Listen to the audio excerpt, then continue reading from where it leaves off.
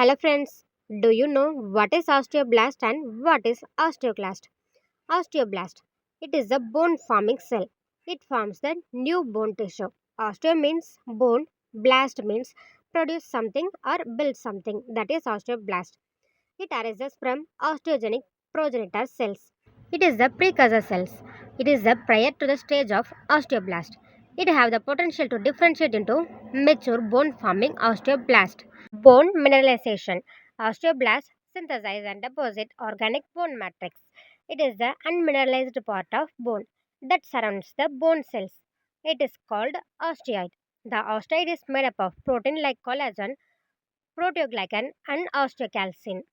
Calcium phosphate is deposited in the osteoid to create hydroxyapatite crystal which mineralizes the bone. Next, osteoblast activity based on the calcium concentration.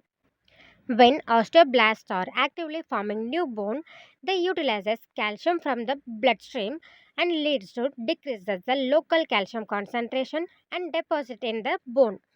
This is about osteoblast. Next, osteoclast.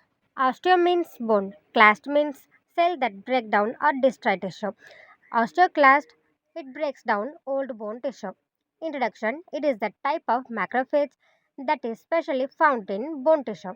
It is primarily responsible for breaking down old bone cells to facilitate bone remodeling.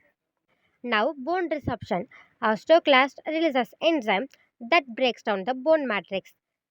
These cells reabsorb the broken down bone matrix into the body.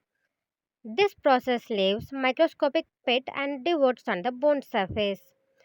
Now, osteoblast, which means bone forming cell, it moves to the site and deposits new bone in the same spot.